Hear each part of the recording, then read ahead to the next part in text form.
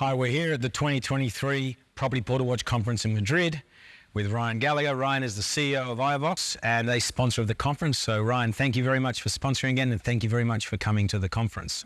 Thank you very much for putting the conference on. It's always a pleasure. That's fantastic. Now, I love what iVox does, absolute leader in voice technology.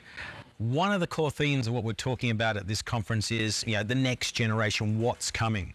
And I'd love to hear from you, your views on what's happening in your part of the world and where you see it going.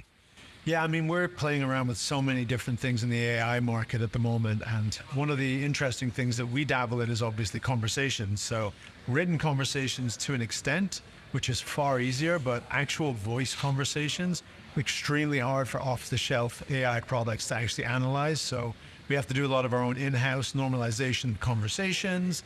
And I mean, for example, we've tested 8 different NER models, none of which can pull an email address out. What's an NER model? NER is named entity recognition. Okay. So you have a conversation, you want to know the person's name, their email address, their phone number. Yeah. The problem is that nobody really says their email address in a perfectly formatted line. It's my last name and it's a Gmail one.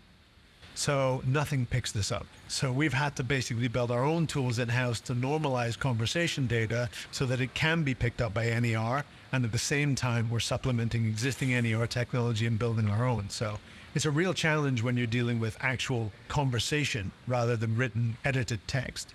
But it's fascinating at the same time, and it's a gold mine. So when you think about conversations, and I've been looking at a number of different examples out there, Mark, and they're clear they're very early stage.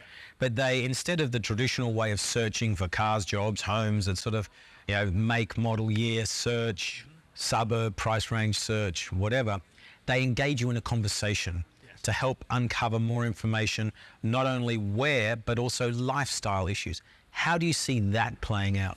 I think it's interesting, but at the same time, it's very hard to figure out what somebody wants without guiding them. So a lot of people will go with a specific idea in mind, and then it takes somebody on a professional level to help them get what they actually want. I think that's going to be the hardest part, is figuring out what somebody really wants that they don't know yet. So a lot of people are looking for a specific property and location. They may not have to budget for it, but you know a location which is similar. So you can actually advise them, actually, this area is slightly outside, but it will fit within your budget. So I think there's some of that specific knowledge which AI is not going to have yet, although it's getting closer. But I think there's still going to be a gap there where it requires some actual knowledge of the actual areas that you're looking at. But I think at the same time, it's so fast moving that, what was on the market 6 months ago is garbage now. Yeah. What is now on the market is, these laws that they're making, like the EU AI Act, they're just so out of date now already. It's bizarre. I can actually imagine that, the speed is creating opportunity out there. And if you roll the clock forward, what does this mean for, say, the real estate industry? Doesn't mean that the role of the agent gets more narrow to just face-to-face moments of truth, or do they still have this, or is this AI technology sort of like a co-pilot in the process? I think it's a good example as a co-pilot, a good description of it, because I think that what will happen is you'll get more guided conversations. So people will be put to the right person who can help them with what they're looking for, rather than a more general person who doesn't really know what you're looking for. I think that's some of the things that we're helping with, and some of the things that these search engine sort of technologies are going to help with, where you can guide somebody to the person who actually knows how to help them on that specific topic. Right. And rather than phone this number and hope that that's the right person. Right. So a lot of the heavy lifting up front to get qualification, true understanding of needs, refinement, and getting to that point where a human has to step into the process. Yes. Yeah, I think that's going to happen. I think you're never going to really get rid of humans, but I hope not, because now you got the Matrix. It might happen.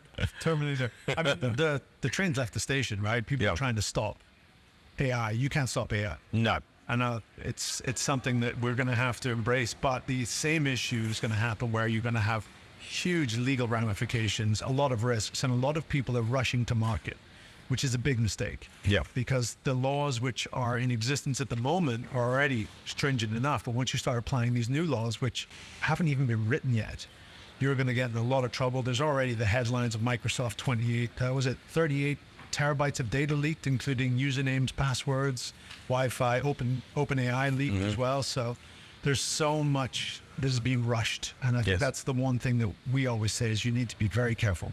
Yeah. This is, you know, it's amazing. It's a gold mine, but anything you mine is dangerous, right? Yeah. So working with iVox is basically working with some people who are really understanding this sector, understanding the challenges, and can be like your co-pilot Yeah. in implementing, you know, chat enabled, and it can be chat, it can be text, it can be voice, but anything that's communication Yes. with the with any company to help them get the most out of the technology. That's right. We're extremely careful. And obviously, we're originally European based. So UK, France, you know, all of these countries that are not the US. So a lot of the American companies who are operating over here do not actually have the same sort of background of GDPR and all the PII that you have to watch out for the private information. So we are basically always looking for, don't get sued. You don't want to be a headliner. Like it sounds great, you know, all marketing is good marketing, but it actually isn't.